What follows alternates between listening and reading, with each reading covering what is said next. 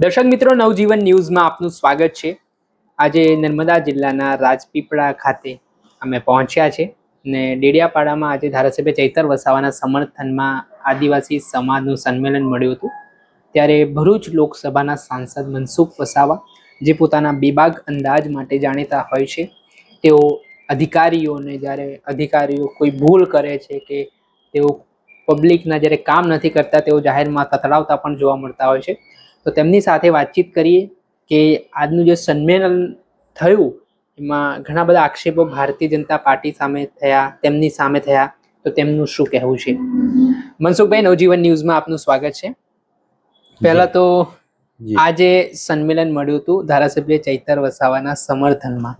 આમાં એવું કહેવાય રહ્યું હતું કે ભાઈ આ નોન પોલિટિકલી સંમેલન છે, માત્ર આદિવાસી સમાજના લોકો આમાં ઉપસ્થિત રહેવાના છે ને વાત મૂકવાના છે. તો આ સંમેલનમાં પછી આમ આદમી પાર્ટીના નેતાઓની પણ એન્ટ્રી થઈ ને ભાષણબાજી થઈ, શું કહેશો? જો આજે સંમેલન ચૈતરભાઈ ના નામે એક રાજકીય સ્ટન્ટ છે, રાજકીય માઇલેજ લેવા માટેનું આમ આદમી પાર્ટીનો આખો આ કાર્યક્રમ હતો. બહુ ઘણા સમયથી આ તૈયારી ચાલી રહી હતી, મને ખબર છે. પણ એમને ખબર છે અને એમના દિગ્ગજ નેતાઓને ખબર છે કે ચૈતરભાઈ જે જેલમાં ગયા છે એ એને જ કોઈક ને કોઈક કારણ છે, જે કોઈક ને કોઈક ભૂલો કરી છે, ગમે તેની સાથે મારપીટ કરી છે, મારામારી કરી છે, અને જેમને જે ભોગ બનનાર લોકોએ જે ફરિયાદ આપી છે અને એ ફરિયાદના આધારે પછી એ મામલો કોર્ટમાં ગયો અને કોર્ટમાં ઘણા સમયથી આ અલગ અલગ મામલાની તારીખો ચાલતી હતી અને જજમેન્ટ આવ્યા પછી એને ચૈતરભાઈ એની સાથેના લોકો પર સજા થઈ. એ સજા થઈ એમાં એક બેન જે હતા એ 15 દિવસ 16 દિવસની નાની બાળકી સાથે એને પણ સાથે સજા થઈ. એટલે એના કારણે લોકોમાં થોડું એવું થયું કે ના, આ નિર્ણય ખોટો છે. હવે નિર્ણય ખોટો કોનો છે એવું કોઈ ક્લિયર નહોતું કીધું, કોર્ટનો છે કે કોનો છે, કે એમના ભૂલના કારણે નિર્ણય એ કોઈ વાત નથી કરતો. પણ માસલા કોના બહુ થયા? ભાજપ અને સરકાર, ભાજપ ને સરકાર. અને લોકો બધા માની ગયા કે ભાજપ આવું કરાય, ભાજપ એવું કરાય. પરમ દિવસે પણ મેં એક મારા કાર્યકર્તા સાથેની મિટિંગમાં મેં આ વાત કરી, લોકો સુધી આપણે જાઓ, લોકોને સાચી વાત મૂકો કે ભાઈ આમાં ઇન્વોલ્વમેન્ટ સરકારનું છે જ નથી, પાર્ટીનું પણ નથી. આ જે અલગ અલગ પ્રકારના જે 19 જેટલા ગુના જે એના જે કોર્ટમાં કેસ ચાલી રહ્યા છે, એમાં જંગલ ખાતાનો પણ એક કેસ છે. આ જંગલ ખાતાના કર્મચારીઓ, 2 બીટગાર્ડ અને એક ફોરેસ્ટર, એની જંગલની જમીનને લઈને એમની સાથે એમના ઘરમાં બોલાવીને મારામારી કરી. એમાં જે 5, 6, 7, 8 લોકો જે છે એમની જ જમીન હતી. તો એમની આ બધાની હાજરીમાં એ આમની સાથે મારામારી થઈ અને ક્યાંક 50-60 હજાર નું તોડ પણ થયું કે ભાઈ આ જે નુકસાન થયું એટલે આટલા પૈસા લઈ લો, આટલા પૈસા લઈ લો. એટલે આ જે વાતને આખા એમના ઉચ્ચ અધિકારીને ખબર પડી, ફોરેસ્ટ વિભાગના, કે તમારી સાથે આવું થયું. તો એમની ઓફિસમાં બોલાવીને કબૂલ કરી લીધું કે ભાઈ અમારી સાથે ધારાસભ્ય સાથે આ રીતના વર્તન મારામારી થઈ. તો એના ઉચ્ચ અધિકારી ગાંધીનગર વાતચીત કરી અને એમને FIR કરાવી દીધી. એટલે નથી ભાજપ કે નથી સરકાર, જે ફોરેસ્ટના કર્મચારીને જે માર્યા અને એના અધિકારીને આની વાત ખબર પડી એક દિવસ પછી, એક દિવસ ખબર પડી અને ખબર પડી એના અધિકારી નિર્ણય લે. આજે આ ફોરેસ્ટને બીજકારણ મારે, કાલ ઉઠી બીજા લોકોને પણ મારશે. તો ફરિયાદ થવી જોઈએ. તો આ જે ફરિયાદ થઈ અને જે માર ખાનાર જે 2 બીટગાર્ડ હતા એ આદિવાસી હતા અને ફોરેસ્ટર બી આદિવાસી હતો. ને એમાં એક બીટગાર્ડ તો આમ આદમી પાર્ટીના કાર્યકર્તાનો છોકરો હતો, એમનો જ માણસ હતો, છતાં પણ એમને માર્યા. અને આ જે મામલા ની આખી કોર્ટમાં કાર્યવાહી ચાલી, તારીખ પર તારીખ. એમ કે છે કે કેટલા લોકો કે સરકારે ઝડપથી તારીખો પર તારીખો ચલાવી. એ આજે આખા દેશ અને આખા ગુજરાતની અંદર MLA હશે, MP હશે, પોલિટિકલ કોઈ પણ વ્યક્તિ હશે, એના કેસો પેન્ડિંગ નહીં રાખવાના, ઝડપથી પૂર્ણ કરવાના. આના ઝડપથી તારીખો પાડી અને એને પૂર્ણ કરવાના. આ રીતના એ કોર્ટોમાં આ રીતના પ્રક્રિયા ચાલુ રહી છે. અને આમ પણ નર્મદા જિલ્લામાં આવા બહુ ભારે કેસોનો ભરાવો નથી. તો આ કેસ ઝડપથી ચાલ્યો. એમાં આ પ્રકારની કોર્ટમાં કેસ ચાલ્યા પછી એને સજા થઈ ચૈતન્ય, એની સાથે સાથે પેલા બીજા એમના સાથેના લોકોને પણ સજા થઈ. એમાં 15-16 દિવસની જે બાળકી હતી, હવે એને પણ સાથે પેલા માની સાથે જેલમાં જવું પડ્યું. તો આમાં પણ લોકોને આ લોકો ગેરમાર્ગે દોરે છે અને કોર્ટને પણ આ લોકો ગેરમાર્ગે દોર્યા છે. આજે જજમેન્ટ આવ્યું એના 20 દિવસ પહેલા આમની તારીખ હતી. આજે જજમેન્ટ આવ્યું એના 20 દિવસ પહેલા એમની આમની તારીખ હતી અને એ જે તે સમયે અને એના પહેલા પણ તારીખો બેન પ્રેગ્નન્ટ હતા તો 9 મહિનાનું હોઈ શકે છે પ્રેગ્નન્ટ સમય. તો એ જે દરમિયાન આ જે એમના વકીલને ખબર હશે કે તો નહીં ખબર નથી, પણ સરકારી વકીલ કે જજને તો ધ્યાન દોવું જોઈએ. બિલકુલ ધ્યાન નથી દોર્યું આ લોકોએ. કોર્ટને જે આખી વાત કરી ભાઈ પ્રેગ્નન્ટ છે આનું શું, એ વાત જ મૂકી. આ તો જજમેન્ટ લખાયા પછી ત્યાંના એના બેઠેલા ન્યાયાધીશ કે જે પણ કોઈ હશે કે તેમના ધ્યાન કે આ બેનને તો આ સ્થિતિ છે, ત્યારે એમને જે ટકોર કરવાની હતી, જે જવાબદાર લોકો એને ટકોર કરી છે કે આ સ્થિતિ કેમ એમ ધ્યાન કેમ નથી દોયું. જે દિવસે તારીખ ચાલી એ 20 દિવસ પહેલા, જજમેન્ટના 20 દિવસ પહેલા, અને જ્યારે થાય ત્યાર સુધીમાં બાળક જન્મ થયો ને 15-16 દિવસ નો થઈ ગયું. એટલે આ લોકોએ કોર્ટને અંધારામાં રાખી છે અથવા તો એમને સમજણ નહીં હશે એ આપણને ખબર નથી. પણ આખો મામલો એ કોર્ટમાં એમને જે પણ આખો ચૈતરભાઈની સામે જે કેસ છે એમાં કોર્ટમાં એના બચાવ કરનારા જે વકીલો કે એના જે સલાહકારો હતા એમાં એમને ધ્યાન આપવાનું હતું, એમને ધ્યાન ના આપ્યું. ના તો પેલી પ્રેગ્નેન્ટ બાય માટે જે પાછળથી જન્મ થયો બાળકનો એના તરફ પણ ધ્યાન નથી આપ્યું કે ચૈતરભાઈના કેસ આવો ગંભીર પ્રકારનો કેસ છે, કોર્ટમાં ચાલી રહ્યો છે અને ધારાસભ્ય છે એમનો, તો એના જે ગોડફાધરો છે એમાં ઈશુદાન ગઢવી હોય કે પછી ગોપાલ ઇટાલિયા હોય. ગોપાલ ઇટાલિયા તો પોતે પોલીસ ડિપાર્ટમેન્ટમાં નોકરી કરી ચૂક્યો છે, એ આજે વકીલ પણ છે અને બીજા પણ ઘણા બધા મોટા મોટા કાયદાના વિદ્વાન લોકોના હું સ્ટેટમેન્ટ એમના તરફમાં બોલતા જાઉં છું. તો એ લોકો એકદમ એના ધારાસભ્યની ચિંતા કરી નથી.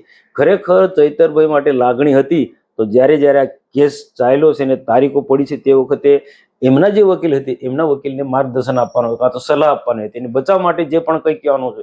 આ હમણાં સજા થયા પછી 8 દિગ્ગજ વકીલો રોકે છે, વિદ્વાન વકીલો રોકે કે છે 8 વકીલો રોક્યા, 2 સુપ્રીમ કોર્ટના જે વકીલો આવશે, પણ તે શું પાણી વહી ગયા પછી પાળ બાંધવાની વાત કરો તમે લોકો. આ જે વકીલો તમારી પાસે હોશિયાર વકીલો 8 જેટલા વકીલો છે અને દિલ્હીના સુપ્રીમના 2 વકીલો છે, એ જ્યારે આટલા સમયથી તારીખ ચાલતી હતી તે વખતે એ મદદમાં કેમ આવ્યા નથી? આ તો લોકોને ગેરમાર્ગે દોરે છે, લોકોને ગુમરાહ કરે છે. આ તો ચૈતર માટે કોઈ લાગણી નથી આમ આદમી પાર્ટીના નેતાઓને. રાજકીય માઇલેજ મેળવવા માટેનો એમનો આ બધો આખો કાર્યક્રમ છે અને આખો મામલો કોર્ટનો છે. આવા સંમેલનો કરવાથી કઈ કોર્ટ કોઈ થોડી એમ કે એમના તરફી ન્યાય આપી દેવાની છે. ભૂલ તો એમના વિરોધમાં જઈ શકે છે.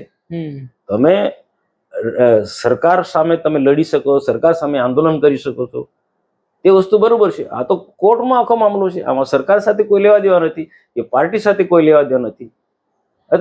જો લોકોને કેટલા ગેરમાર્ગે દોરી રહ્યા છે આ સમજવા જેવી બાબત છે. આ લોકો આમ આદમી પાર્ટીના નેતાઓ લોકોને કેટલા ગેરમાર્ગે દોરી રહ્યા છે. ચૈતરભાઈના બધા જ કેસો આજે કોર્ટમાં પેન્ડિંગ છે ને તારીખ ચાલે છે. તો તમે જે પણ ચૈતરભાઈને બચાવવા માટે કે લડાઈ લડવાની તો કોર્ટમાં લડો ને, કાયદા કેવી રીતના લડો તમે? આવા સંમેલનો કરવાનું કે લોકોને ગેરમાર્ગે દોરવાથી ચૈતરને થોડો ફાયદો થવાનો, તો એને નુકસાન થયું છે. ના જે સમય પર આ પ્રકારના સ્ટન્ટ કરે છે થયું છે. મનસુખભાઈ, આજે જે આદિવાસી સંમેલન હતું ત્યાં બહારથી પણ કેટલાક આદિવાસી નેતાઓ આવ્યા હતા અને તેમણે જે ભાષણ આપ્યું કે જે ફરી એકવાર ક્યાંક ને ક્યાંક એક માહોલ બગડે પ્રકારના પણ ભાષણો ત્યાંથી જાહેર મંચ પરથી થયા કે અમને પછી અમે સંવિધાનમાં માનીએ છીએ, કાયદામાં માનીએ છીએ, અને જો વાત ઉપર જશે તો અમે પછી કુદાડી સાથે જેલમાં પહોંચીશું, જેલ પણ તોડીશું, આ પ્રકારની વાતો થઈ, ઉગ્ર આંદોલન કરીશું. તો આ બધા નિવેદનોને કઈ રીતે જુઓ છો? જો મેં પણ સાંભળ્યું છે, મેં પણ જોયા. અનંત પટેલ પણ બોલ્યા છે, બીજા બધા લોકો બોલ્યા છે અને આના પહેલા પણ અનેક વખત બોલ્યા છે. આજે આ સંમેલનમાં એકલું નહીં, આ રીતના છોટાઉદેપુર કવાંટ બાજુ પણ આવા સંમેલનો થાય છે તો આ લોકો આ જ ભાષા વાપરે છે. એટલે આ દેશને કે રાજ્યને કઈ દિશા તરફ લઈ જવા માંગે છે એ જ સમજાવતું નથી. હું તો આના માટે સરકારને લખવાનું છે. આ જે લોકો બોલે એમની સામે ફરિયાદ કરો. એમાં ધારાસભ્ય અનંત પટેલ હોય કે કોઈ બી હોય, તમે લોકોને કેમ તમે લોકોને શું કામ મારો છો? તમે જાતે જ મારો ને ભાઈ.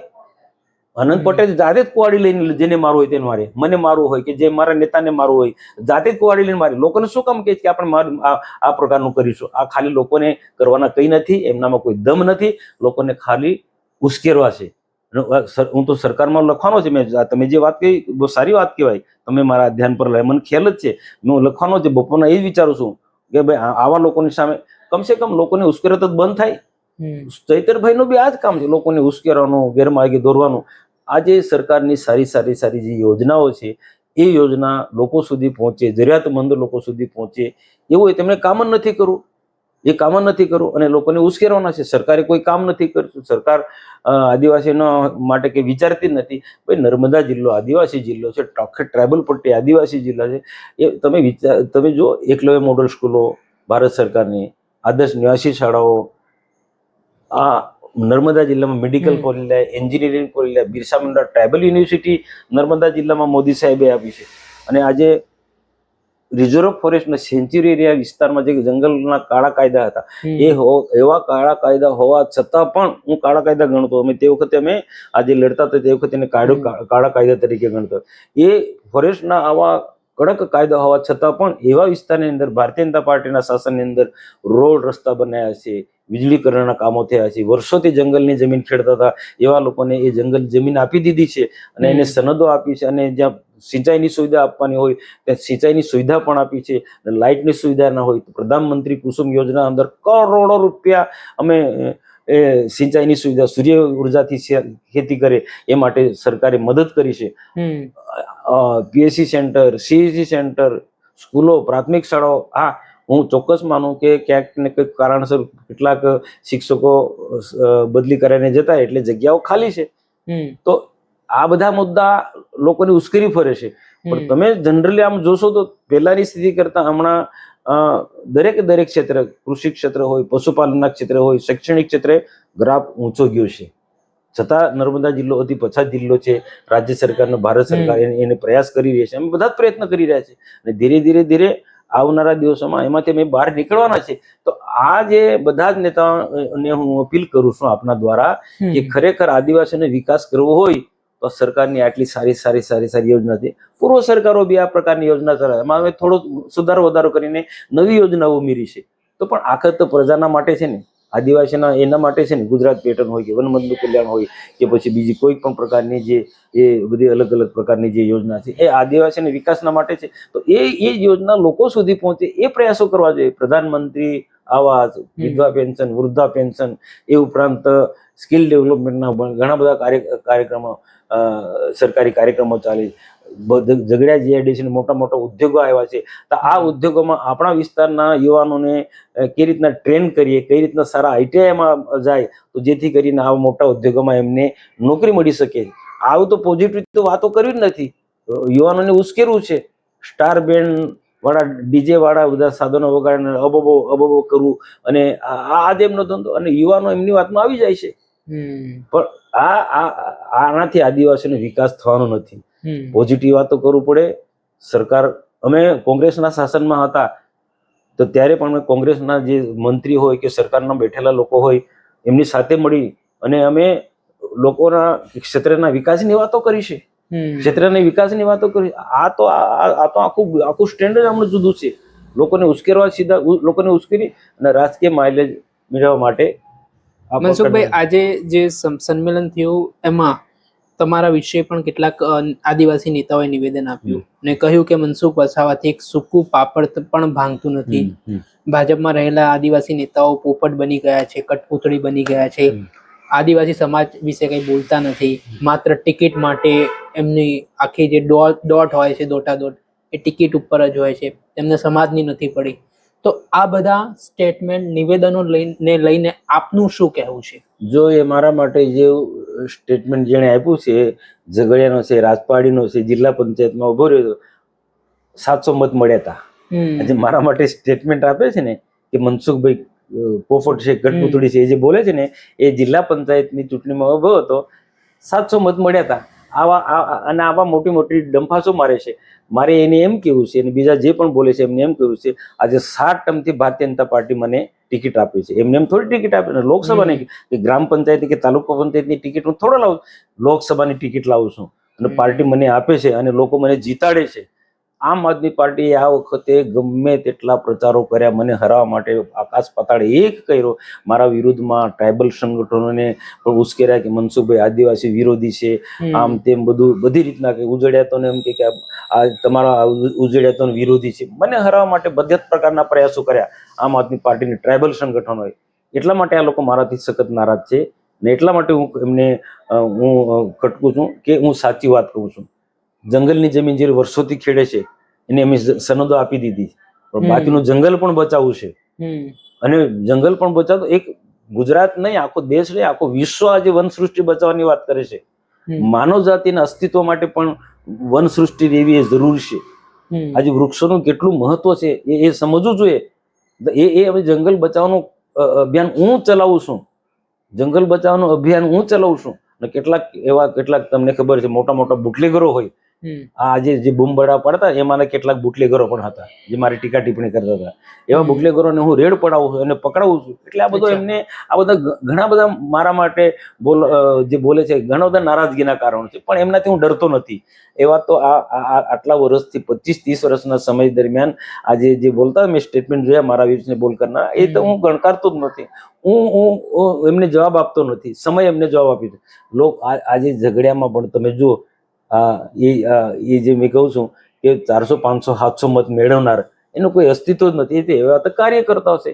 આ તો ઠીક છે ડેડિયાપાડા એમાં એક ચૈતરભાઈ એક જીતી ગયા, કેટલાક ટ્રાઇબલ ખોટા મુદ્દા ચગાવીને, તાલુકા પંચાયતમાં પણ ભીલ પ્રદેશની ખોટી મુવમેન્ટ ચલાવીને યુવાનોને છેતર્યા કે ભીલ પ્રદેશ આપણે બનાવવો છે તો આપને મજબૂત કરો, ભીલ પ્રદેશ બનાવવો છે આપણે આમ આદમી પાર્ટીને મજબૂત કરો. આ બધી લોકોને ગેરમાર્ગે દોરે છે અને લોકોને ત્યાં સુધી આ લોકો ગેરમાર્ગે આમ આદમી પાર્ટી નેતાઓ દોરે છે. આ બાજુ ચૈતર વસાવા એમ કે ભીલ પ્રદેશ આપણે માંગીને જ રહીશું, ભીલ પ્રદેશ મળશે ને આપણી રાજધાની કેવડિયા હશે. બીજી વાત ઈશુદાન ગઢવી ને ગોપાલ ઇટાલિયા ભીલ પ્રદેશનો વિરોધ કરે છે. જાતે એના ખોટા પ્રમાણપત્રોનો જે આખા ગુજરાતમાં ચાલી રહ્યો છે તેનો પણ આ લોકો વિરોધ કરે છે. એટલે આ લોકોના બધાના હાથીના દાંત ચાવાના જુદા છે અને દેખાડાના જુદા છે. ચૈતરભાઈ જુદી વાત કરે છે, ગોપાલ ઇટાલિયા જુદી વાત કરે છે ને ઈશુદાન ગઢવી જુદી વાત કરે. લોકોને ગેરમાર્ગે દોરવાના આ લોકો પ્રયાસ કરી રહ્યા છે, પણ એ બહુ લાંબો ટાઈમ સુધી ચાલવાનો નથી. ભલે તાલુકા પંચાયત, જિલ્લા પંચાયત જોઈએ, પણ આજે સાચી વાત તો એ આવવાની છે. સત્ય પરેશાન હો સત્ય પરાજિત નહીં, એવું હું માનું છું. મનસુખભાઈ, જે રીતે વર્ષા વસાવા જેઓ ચૈતર વસાવાના પત્ની છે તેમનું એવું કેવું છે કે અમે નર્મદા જિલ્લા પંચાયત જીતી ગયા એટલે ભાજપને આ વસ્તુ ખટકી રહી છે, એટલે તેમના પતિને ફરી આ D2D કઈ ભાજપમાં જોડાવાની કે એમને ઓફરો પણ મંત્રી પદની ભાજપમાંથી આપવામાં આવી છે. તો આ બાબતે તમારું શું કહેવું છે? ખરેખર આવું થયું છે ખરા? જો 1 વર્ષ પહેલા પણ પાર્ટીના દિગ્ગજ નેતાઓ સાથે એ બેઠક કરે, એ પોતે સ્ટેટમેન્ટ આપ્યું છે કે 3 વખત હું મિટિંગમાં ગયો. તો ભાઈ તારી ઈચ્છા નહોતી તો તું 3 વખત શા માટે મિટિંગમાં જાય છે દિગ્ગજ નેતા સાથે બેસવા માટે? તારી બી ઈચ્છા હશે તો જ ને. અને હમણાંની જે વાત કરું, છેલ્લા 1 મહિનાથી તો સરકારની વાહવાહ કરે છે, સરકારની પ્રશંસા કરે છે. એક મંચ પર અમે સાથે હતા તે મુખ્યમંત્રીના સારી કામગીરીની વાહવાહ કરે છે, હોમ મિનિસ્ટર હર્ષસંઘવીની સારી વાતો કરે છે, આપણા ટ્રાઇબલ મંત્રી નરેશ પટેલ કે બહુ સારો માણસ, એ બધું જાહેરમાં બોલે છે. તો એ ભાજપમાં આવવાની તો એની ઈચ્છા છે, ભાજપમાં આવવાની ઈચ્છા છે. પણ અમે એવું કહીએ છીએ કે ભાઈ ભાજપમાં આવો આમ, પણ જે વિચારધારા ભારતીય જનતા પાર્ટીની જે વિચારધારા છે, રાષ્ટ્રવાદી વિચારધારા, 100નો સાથ 100નો વિકાસ, આ સૂત્રે મારી પાર્ટી ચાલે છે. તું અલગતાવાદની વાત કરે છે ને ભીલ પ્રદેશની વાત કરે, એ અમારા ભાજપમાં નહીં. મનસુખભાઈ, સવાલ એ છે, તમે થોડા દિવસ પહેલા એક નિવેદન આપ્યું હતું કે આમ આદમી પાર્ટીના નેતાઓએ ચૈતર વસાવાને ફસાવ્યું છે.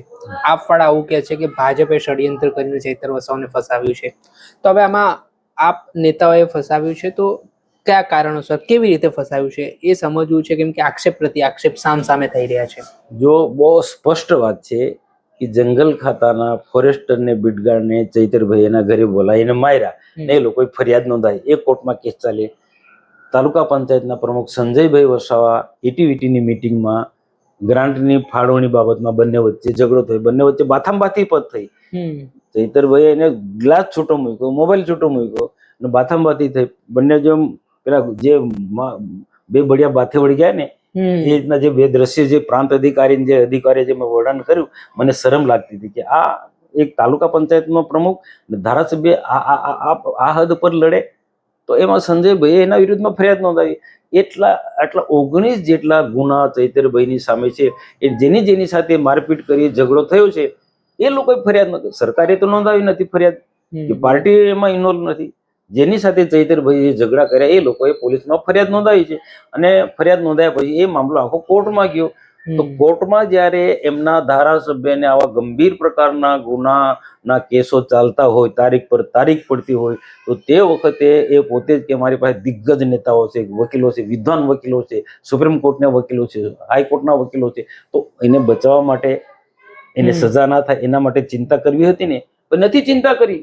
હું અહીંયા સેશન કોર્ટ રાજપીપળામાં હું તો જાણતો, કારણ કે મારો તો સંબંધી પણ થાય ચૈતરભાઈ વસાવા. ચૈતરભાઈ વસાવા મારા સંબંધ, મારા ભાણે જ થાય. એટલે મારી તો એ ભલે મારા માટે ગમે તે બોલતો હશે, પણ અમારા શાસ્ત્રોમાં કે ભાણિયાને કોઈ દિવસ હેરાન નહીં કરવાનો. હું તો માનું કે એને, મારી તો ફરજ છે કે એને કંઈક રાહત મળે. તો એ તારીખોમાં બધા નેતાઓ આવતા હતા, એના વકીલને ખરેખર એમને સલાહ આપવી જોઈએ, તે નથી આપી. વકીલ, એમના જે વકીલ છે એમને જે સલાહ આપવી જોઈએ તે નથી આપી. તો મારે શું માનવું કે ચૈતરભાઈને બચાવો જો હોત, સજામાંથી એને મુક્ત કરાવવો હતો, તો પછી એના જે વકીલો કે એના જે આકાઓએ અહીંયા આવીને સારા વકીલો રોકીને જે કાયદેસર જે વકીલો હતા એને મદદ કરવાનું, ગાઈડ કરવાનું હતું કે આ રીતના લડ. તો એવું તો કર્યું જ નથી. આ તો જજમેન્ટ આવી ગયા, પાણી વહી ગયા પછી પાડ બાંધવાની વાત કરે છે ને તે માસલા ધોવે છે ભાજપ માટે અને સરકાર માટે. આ એમના વ્યક્તિગત કેસો છે. ફરિયાદોના આધારે કોર્ટમાં તારીખ ઉપર તારીખો ચાલે છે અને જલ્દી નિર્ણય કોર્ટમાં એમએલએ કે એમપી માટે જલ્દી જજમેન્ટ આવે, જલ્દી કેસ પેન્ડિંગ કેસ હોય ઝડપથી પૂર્ણ થાય. એ આખા ગુજરાતના, આખા દેશમાં એ ચાલુ છે. તો એમાં કઈ સરકાર ઝડપથી કેસ પતાવીને સરકાર અને ચૈતરને ફિટ કરે છે એવું છે નથી. આ તો છે ને એ લોકોને ગેરમાર્ગે દોરે છે. બાકી ચૈતર માટે મેં જોયું છે નજીકથી, કોઈ પ્રેમ નથી એ લોકોને કોઈને કોઈ પ્રેમ નથી. ચૈતરભાઈ જેલમાં ગયા પછી જ બધા આવા નાટકો સ્ટન્ટ કરે છે. તમે એક વખત જોયું છે ચૈતરભાઈ રાબેતામાં જયારે જીવન જીવતો હોય ત્યારે કોઈ વખતે આવ્યા છે? કોઈ વખત નથી આવ્યા. આ તારીખોમાં કોઈ આવ્યા છે? ઈસુદાન મને બતાવે, ઈસુદાન ઘડી બતાવે કે કોઈ તારીખમાં આવ્યો કોર્ટમાં એમને જોવા માટે. ગોપાલ ઇટાલિયા કોઈ તારીખમાં આવ્યા છે? આ સ્ટન્ટ કરવાનું ત્યારે આવ્યા છે. જયારે ખરેખર જો કોર્ટમાં દલીલો ચાલતી હોય એ વખતે કેમ નથી આવ્યા? એટલે ઈરાદો એમને ચૈતરભાઈને બચાવવાનો છે જ નથી. આ તો શું છે, એમના અંદર પણ મતભેદો છે, મને ખબર પડી છે. ચૈતરભાઈ કેટલીક મુવમેન્ટ ટ્રાયબલ ને લઈને ચાલે છે એ એમના આકાઓને ખબર નથી. જાતે અંગેના ખોટા પ્રમાણપત્ર ચૈતરભાઈ બોલે એ ગોપાલ ઇટાલિયા ઈસુદાને પસંદ નથી. આ બધું પણ અંદર ને એ બધી લડાઈઓ છે ને માથે પાડે છે પછી અમારા ભાજપના માથે. એટલે એમાં કોઈ રલ નથી.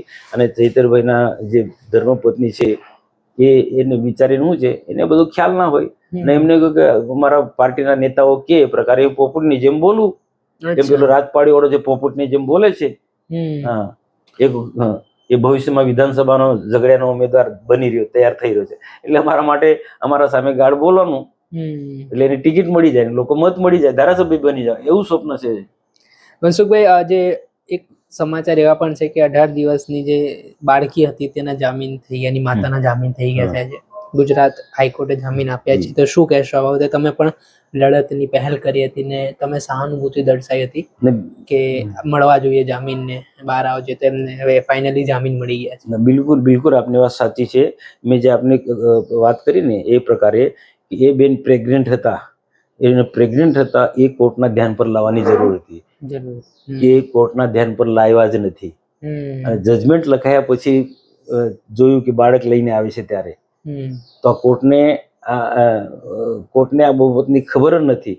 અને જે 15-16 દિવસનું જે બાળક છે એના 20 દિવસ પહેલા એ તારીખ ગઈ, એ તારીખમાં પણ એ બેન પ્રસ્તુત નથી થયા. ખાલી વકીલે કહી દીધું કે આટલા જે આપણા જે છે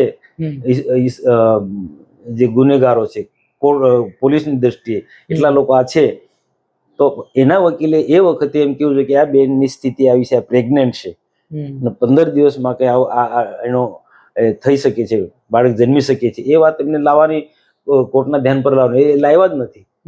બાળક જન્મી ગયા પછી આ 9 જણને સજા થાય, તેની સાથે બાળકનું શું, ત્યારે જજે કીધું કે હમણાં તમે એને સાથે લઈ જઈ શકાય. ત્યારે આ જજમેન્ટ જોયા પછી મેં સ્ટેટમેન્ટ કહ્યું કે અમને પણ દુઃખ છે કે એક બેન જેલમાં જાય નાના બાળકી સાથે, તો એ યોગ્ય નથી. માનવતાની દ્રષ્ટિએ પણ અમારે જ્યાં કહેવાનું હતું ત્યાં અમે કહ્યું છે, જ્યાં પણ અમારે જે સોર્સ હતા ત્યાં અમે કીધું છે, ભાઈ ગમે તે હોય પણ આ બેનને મેં તો ત્યાં સુધી એવું કહ્યું છે, જેટલા બહેનો છે ચૈતરભાઈ વસાવાના જે ધર્મપત્ની છે એ પણ, અને બાકીના જે બહેનો છે, મારામારી કરનાર ચૈતરભાઈ એન્ડ કંપની છે, બહેનો શું કામ સજા ભોગવી? આ ઉપસ્થિતિ હશે ત્યાં એમનો, પણ મારપીટમાં એ લોકો ના હોય તો એને મુક્તિ મળવી જોઈએ. એ મેં વાત તે વખતે વાત કરી, અને એક સારો નિર્ણય કોર્ટે લીધો કે એમને જામીન મળ્યા.